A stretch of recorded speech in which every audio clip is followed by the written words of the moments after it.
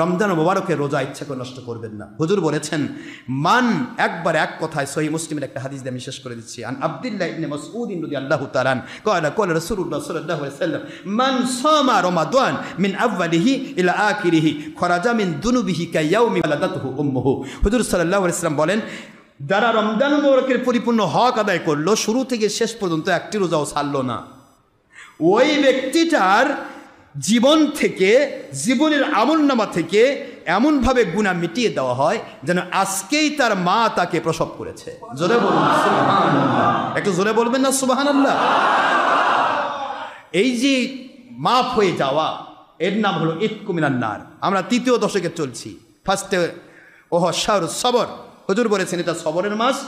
আউয়ালহু রহমাতুন ও আউসাতুহু মাগফিরাতুন ও আখিরহু ইতকুম মিনান নার।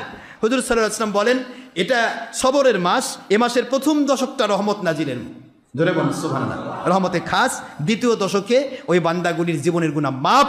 তৃতীয় দশকে জাহান্নাম থেকে মুক্তি দিয়ে জান্নাত বরাদ্দ করা, জোরে বলুন সুবহানাল্লাহ, জান্নাতের ঘোষণা দেওয়া। সুতরাং এই ঘোষণা থেকে যেন আমরা বঞ্চিত হয়ে না যাই। মনে থাকবে তো ইনশাআল্লাহ? বাস, তাহলে যথেষ্ট। নামাজ, রোজা, হজ, যাকাত এগুলি শরীয়তের আওতায় মানতে হবে। যদি না মানা হয় তাহলে সে ওলিও হবে না, সে আলেমও হবে না, সে পীরের মুরিদও হবে না। কথা ঠিক না বে ঠিক? পীর মুরিদির উদ্দেশ্যই আল্লাহকে মানা, নবীজিকে মানা, কোরআন সুন্নাহ ইজমা কিয়াস সম্মত সঠিক জীবন যাপন করা। আল্লাহ পাক আমাদের সবাইকে আল্লাহ সন্তুষ্টির উপরে মজবুত থাকার তৌফিক দিন। রোজার নিয়ত হচ্ছে তো আপনাদের? রোজা এক ফরজ, নিয়ত কথা বলেন। প্রতিদিন নিয়ত করা কি? প্রতিদিন রোজার নিয়ত মিলে 2টা ফরজ। কয়টা? নামাজ 17। প্রতিদিন কয় ফরজ? নামাজ 17 ফরজ।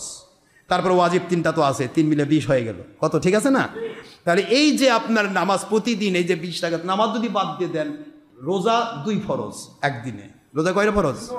আর নামাজ 17 ফরজ, ওয়াজিব 3, কত হলো?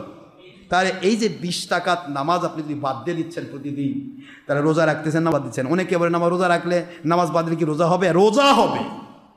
এক আমল বাদ দিলে আরেক আমল হবে না তা বলা যাবে, কিন্তু আপনি ক্ষতিগ্রস্ত হচ্ছেন। রোজা করা একটা ফরজ, রোজার নিয়ত করা একটা ফরজ। রাতের বেলা নিয়ত যদি না করতে পারেন, দিনের বেলা যদি হয় তাহলে নিয়ত করবেন আল্লাহ পাক আজকের দিনের, আর রাতে যদি করেন আগামীকালকে। কথা কি বুঝতে পারেন বাবা? নাওয়াইতু আন আসুমা গাদাম মিন শাহরি রমাদান আল মুবারক ফারদাল্লাকা ইয়া আল্লাহু ফাতাকাব্বাল মিন্নি ইন্নাকা আনতাস সামিউল আলিম। এটা রাতের বেলা। আর যদি দিন হয়ে যায়, দিনের সারা দিনের মধ্যে যদি আপনি নিয়ত করেন না, নিয়ত কিন্তু করতে হবে। তবে নাওয়াইতু আন আসুমাল ইয়াউমা, আসুমাল ইয়াউমা, আজকের দিন আমি রোজা রাখছি, এই নিয়ত করে আপনি রোজা রাখবেন। অথবা বাংলাতে পড়বেন, আরবি মুখস্থ না থাকলে কি পড়বেন? বাংলায় পড়বেন। নিয়ত করে নিতে হবে। নিয়ত কিন্তু ফরজ। নিয়ত কি? ফরজ। তাহলে আমরা রোজা রাখবো, নামাজ পড়বো, হজ ফরজ হলে জীবনে একবার হলেও হজ করব, যাকাত যদি ফরজ হয় হিসাব করে দেব, ইমান সঠিক রাখবো, ইনশাআল্লাহ আল্লাহর দয়ায় আমরা আল্লাহর সন্তুষ্টি পেয়ে জান্নাতে হব। ঠিক না? ঠিক না? ইমান, নামাজ, রোজা, হজ, যাকাত এটা কমপ্লিট থাকতে হবে। এর পাশাপাশি আপনি ওলিদের সাথে থাকবেন। ওলিদের সাথে আল্লাহ যদি দয়া করে জান্নাতি বানাই দিবে, ওলিদের সাথে আপনাকে হাসর করাবেন, আপনি তাদের সাথে জানান, এটা আল্লাহ পাকের দয়ার উপর নির্ভর করবে।